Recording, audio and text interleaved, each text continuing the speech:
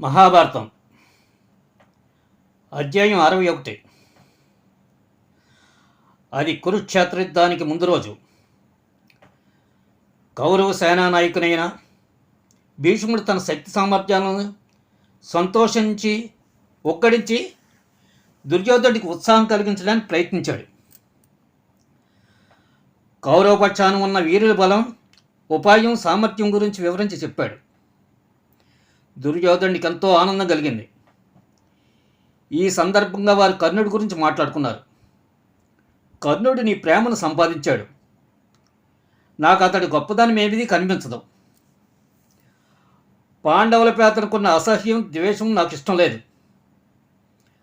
అది కాగా అతడు డంబాల బాగా పలుకుతాడు. అతడి సాత్విశయ్యానికి అంతు లేదు. ఇతరులు నీచిపరిచే చెడు గుణం కూడా అతడికి ఉంది. ఈ ఊపిపై ఉన్న వీరిల్లో అతడికి ఘనమైన స్థానం నేనేమీ ఇవ్వలేదు. అదిగాక సహజంగా తనతో పుట్టిన కవచాన్ని ఇచ్చివేశాడు. కాబట్టి ఈ యుద్ధంలో నాకు అతడు ఎక్కువగా సహాయం చేయలేడని నా భావన. పరశురాముడి శాపం కూడా అతనుకుంది. దివ్యాస్త్ర ఉపయోగంలో తనకు ముఖ్యమైన అవసరం ఏర్పడిన సందర్భంలో అతడు యుద్ధం సమర్థంగా చేయలేడు.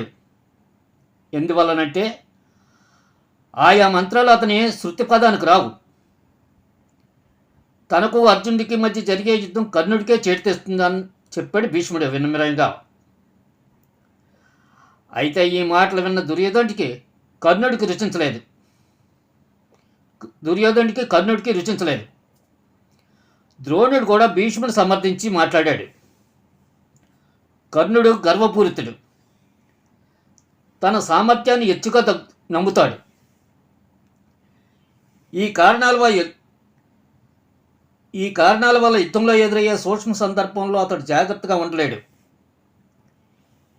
ఈ అజాగ్రత్త వల్ల అతడు ఓడిపోతాడు అన్నాడు ద్రోణుడు. ఈ మాటలు విన్న కర్ణుడు భీముడి వైపు కళ్ళెర చేసి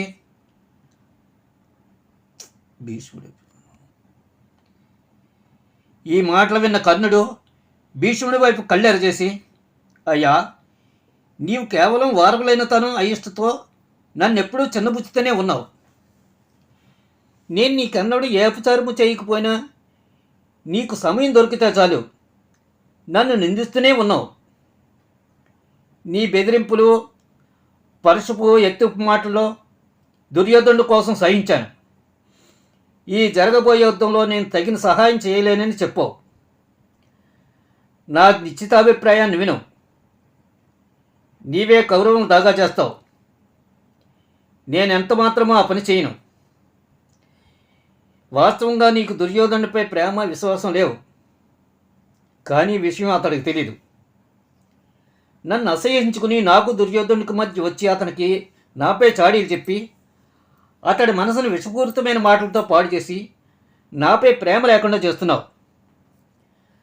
నా ప్రతాపాన్ని నీచపరిచి నన్ను అడుగుదొక్కుతున్నావు. క్షత్రియుడికి ఉండవలసిన నడవడిని అనుసరించడానికి నీవు అంగీకరించడం లేదు. వయసు చెల్లినంత మాత్రాన మర్యాద, గౌరవం పొందే హక్కు వీరుడికి ఉండదు. అక్కడ ప్రభావం కూడా ఉండాలి. మాలో మాకు జగడం పెట్టకని ద్రోణుతో అన్నాడు కర్ణుడు. దుర్యోధనుడి వైపు తిరిగి, ఓ కీర్తియుతుడైన వీరుడా, బాగా ఆలోచించు. నీ మంచే చూసుకో. ఈ పితామహునిపై అత్యాస, నమ్మకం పెట్టుకోకు. మనకు జగడ బీజాలు నాటుతున్నాడు. నా విలువను అతడు తక్కువ చేసి చూడడం వల్ల నీ కార్యానికి ముప్పు వాటిల్లుతుంది. నన్ను తొక్కివేసి చులకం చేసి నా ఉత్సాహం తగ్గించడానికి చూస్తున్నాడు. అతడు వయసు రీత్యా దుర్బలుడవుతున్నాడు. అతని కాలం కూడా అయిపోయింది. తన ప్రతాప గర్వం ఇతరులను మంచి గుర్తింపు చేయనివ్వదు. వయసు గౌరవం ఇవ్వవచ్చు, అనుభవము ఉపకరిస్తుంది. కానీ దేనికైనా పరిమితి ఉన్నది. ఒకనొక కాలంలో వయసు వల్ల దుర్బలత్వం ఏర్పడుతుంది. నీవు ముఖ్య సేనానాయకుడిగా భీష్ముని చేశావు. ఈ యుద్ధంలో ఇతర వీరుల ప్రతాపం వల్ల నీకు కొంత కీర్తి రావచ్చు, కానీ అతడు నాయకత్వం వహించిన కాలంలో నేను ఆయుధాలు ముట్టను. యుద్ధంలో అతడు పడిపోయాకే నేను ఆయుధాలను పట్టుకుంటానన్నాడు కర్ణుడు. తన ఆగ్రహాన్ని అడుగుతున్న భీష్ముడు, సూర్యపుత్ర, మనం ఒక క్లిష్ట పరిస్థితిలో ఉన్నాం. లేకపోతే నీ ఈ క్షణమే చచ్చిపోయేవాడివి. కౌరవులు నీకు దుష్టగ్రహం అయ్యావు అన్నాడు. దుర్యోధనుడు చికాకుపడి, గంగపుత్ర, మీ ఉభయుల సహాయం నాకు ఇప్పుడు అవసరమై ఉంది. నిస్సంశయంగా మీరిద్దరూ ఘనమైన కార్యాలను చేయగలరు. సూర్యోదయం అయ్యేసరికి యుద్ధం మొదలవుతుంది. శత్రువు నిండైన సేనతో సిద్ధమై ఎదురుగా ఉండగా స్నేహితులమైన మన మధ్య తగదు అన్నాడు. కర్ణుడు పట్టి తన మాట మీదే ఉన్నాడు. భీష్ముడు ముఖ్య సేనానిగా ఉన్నంత కాలము ఆయుధం పట్టడం. కర్ణుడు పట్టుదల తెలిసిన దుర్యోధనుడు అప్పటి కూరుకున్నాడు. మొదటి 10 రోజుల యుద్ధంలో కర్ణుడి సేన పాల్గొంది, కానీ అతడు మాత్రం పాల్గొనలేదు. 10వ రోజు సాయంత్రం మహావీరుడైన భీష్ముడు శరీరం బాణాలతో కప్పబడి యుద్ధభూమిలో పడి ఉన్నాడు. కర్ణుడు భీష్ముడికి తల వంచి నమస్కరించి తన తప్పిదాలను క్షమించాలని వేడుకుని ఆయన ఆశీర్వదించాలను అర్థించాడు. భీష్ముడు అలాగే చేశాడు.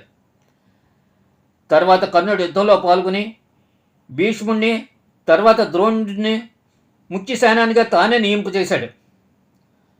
ద్రోణుడు కూడా పడిపోయిన తర్వాత తాను ముఖ్య సేనానియే సేవలను నడిపించాడు.